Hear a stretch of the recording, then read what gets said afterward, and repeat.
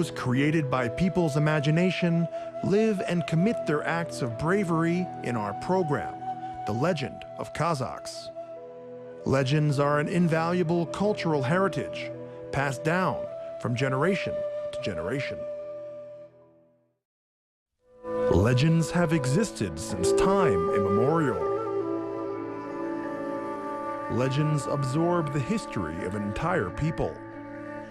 Surprisingly, legends can give a person the answers to almost all questions, such as the beginning of the world as well as its end, the structure of the universe, and the special place of human beings and all those things living in it.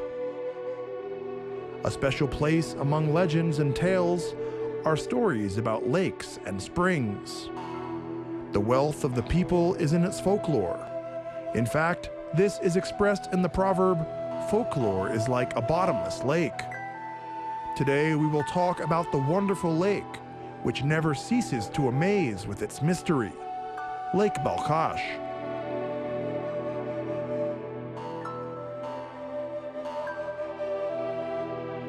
The Kazakh people have created a beautiful legend about the origin of this lake.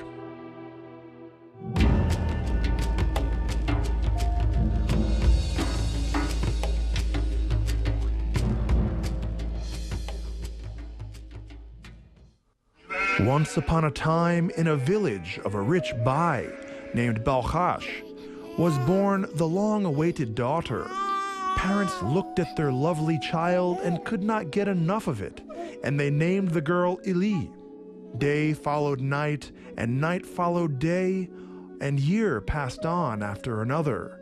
But the mother and the father didn't even notice how soon their daughter had turned into a gentle girl.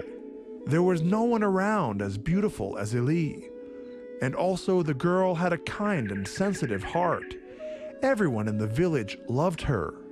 Happily and freely she lived, and caressed in her parental love and care. But here and there began to spread rumors in the village that it was time for such a beautiful girl to get married. These conversations reached the ears of Ili's father. He thought about it, and indeed it was time to find a worthy groom for his beloved daughter.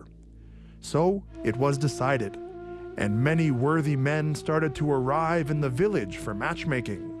On the white camel, matchmakers came from distant Egypt. Swaying on a stretcher came important nobles from the east, wooing their future fiancé. Indian rajas, Assyrian merchant, and other worthy men tried to woo the beautiful Ili. As a gift to the bride and to the parents, they were carrying bales stuffed with silk, silver utensils, aromatic oils, and fancy dishes. Not only rich and important grooms from distant lands came to visit the beauty, but also brave batirs and courageous horsemen of the neighboring villages came to test their fate. And Balkhash decided to choose the most worthy of the most worthy. He declared that he will arrange a match to test the men's strength, courage, and agility. As soon as the sun rose, they saddled their horses and the grooms gathered near the Bai's yurt. The beautiful Ili wasn't noticed by anyone as she was hiding in the tent, but she could see all of the contenders. Suddenly her eyes fell on the young Jibek with black shining eyes and a radiant smile. Her heart pounded as a bird caught in a snare. The impatient horses with their riders were waiting for the start of the race. Ili came out with her father from the yurt and waved her handkerchief. A wolf was released from the cell. The wild animal broke free and raced across the steppe. The horsemen rushed after him. Only a few horsemen took the lead of the swift horses. Among them was the dark-eyed young man. His horse caught the wolf, who spun around and opened his toothy mouth. The horses, hearing the roar of the wolf, stood up on his hind legs, throwing their masters. But the black-eyed, daring horsemen many times came to grip with the wolves. and he protected his flock from hungry predators. After all, he was a shepherd by the name of Karatal, and he looked after the Bai's flock of sheep in the mountains far away from his native village. The excited horseman raced straight at the wolf. Raised to the predator, Karatal cleverly and firmly grasped the powerful wolf's neck, and he lifted him into the air. The lifeless wolf with an open mouth grinned at Karatal and dropped to the feet of the Bai. Balkhash shook his head and closed his eyes. It was not the one he wanted to see as the winner. But he couldn't do anything about it. It was necessary to recognize the victory in this race of the poor shepherd. Hiding away, Ili was observing the match, and her heart was pounding as she wanted the poor Batir to win. And so it happened. All night she couldn't sleep. All she could think about was him. When morning came, the Bai arranged a match of accuracy. Who would be the most accurate would receive a special honor. The saddled horses and horsemen tightly strung their bows. Each was given just a single shot. There were many marksmen, but to get to the specific target was not easy. Only 3 of the most well-aimed horsemen came to the center. But the most accurate shot was made by Karatal. Balkhash frowned his eyebrows that Karatal had won again. But he restrained himself, and he did not let on. He politely bowed his head and gave the shepherd a richly embroidered robe. Balkhash thought and decided to spend the last match on throwing a stone. But it was one condition, that he would give the applicants himself a stone to throw. All through the night preparing stones, Balkhash wrapped them with cloth and laid them out. In the morning, everything was ready. As soon as dawn broke, he called for all the contenders for the hand of his daughter. Those who will throw the stone will be seated with the Bai at the same table. The Bai gave each boy a stone. Balkhash approached Karatal and grinned as he handed him the hardest stone, wrapped in a red rag. Ili assembled and wrapped a lighter stone in a scarlet rag. She threw over herself an old threadbare coat, and the head and face concealed under a dark handkerchief. Bending and tapping with a stick, she came out of the house unnoticed. It was hard to recognize the young girl behind this disguise, and she turned into an old woman. She passed the horseman who did not matter to her, and she passed Karatal. She grabbed his stone and changed it with her own. Karatal was surprised, understanding nothing. But Ili raised her handkerchief, and he saw her beautiful eyes. At the moment, like 2 doves, their hearts rushed towards each other, and there burned the fire of love. By the end of the day, when the match had ended, and when Balkhash learned who had won this time, in anger he clenched his fists. He hated Karatal, but he had no choice but to fulfill his promise. He sat at the same table with Karatal, and when the feast was over, Karatal left the yurt, and he heard Balkhash shouting, "Stop the thief! He stole my purse with gold!" Karatal was accused, and Balkhash ordered his servants to seize the shepherd and throw him into a deep hole. Everything was finished. When Ili learned about this, she wept bitterly. She knew that the father had made it all up, and that Karatal was not guilty at all. But she was helpless in her grief. She decided to save her beloved and to run away together with him. She told about it to her maid and asked her for help. Ili took off her gold earrings and handed them to the maid to bribe the guards. The maid nodded her head, saying that she would bribe the guards. But as soon as she came out of the tent, she ran straight to Balkhash. She told him everything. The frantic Balkhash rushed into his daughter. "How dare you fall in love with this beggar? He's a simple shepherd." "Well, what of it, father?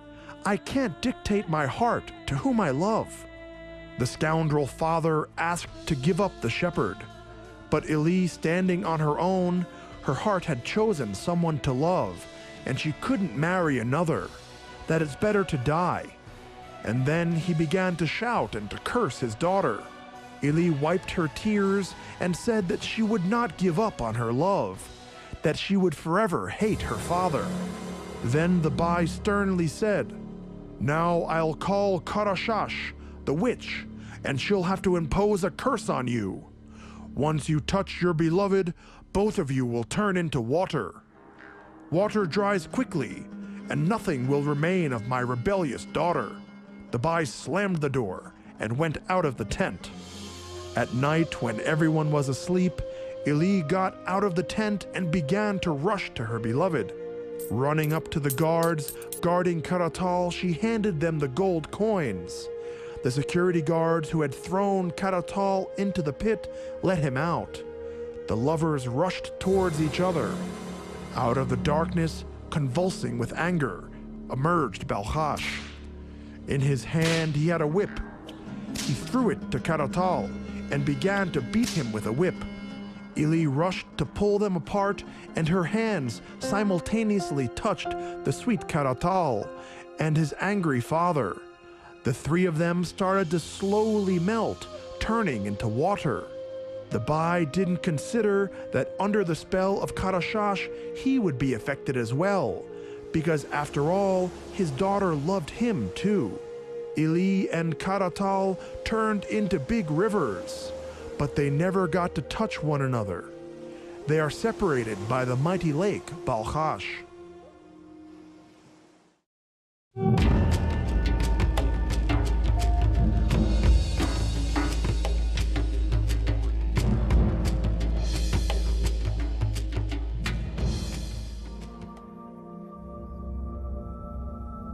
Lake Balkhash, it is the largest body of water, stretching 600 kilometers.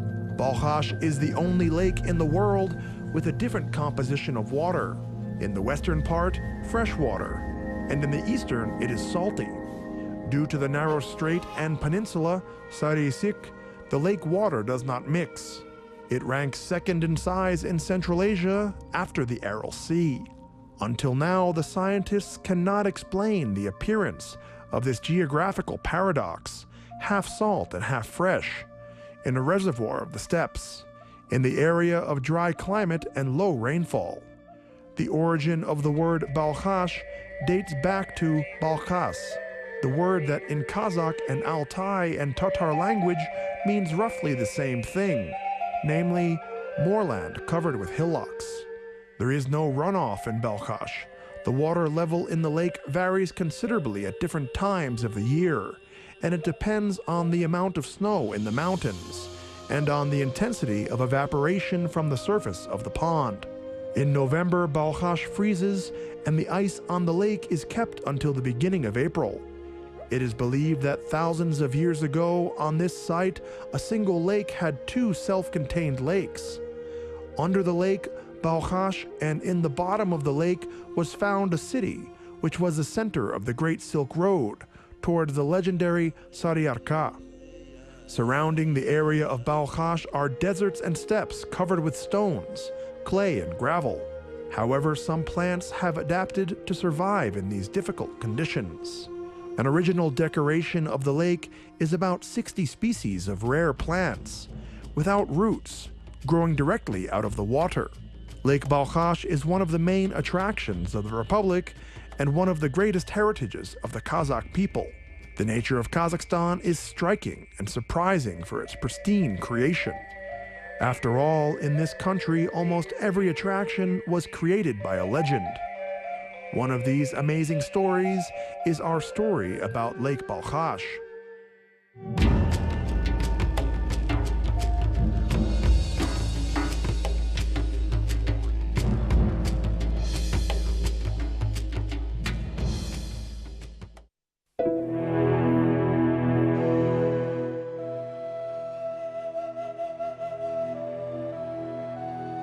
In the next program, we will tell you about the legend of three sisters and a horseman.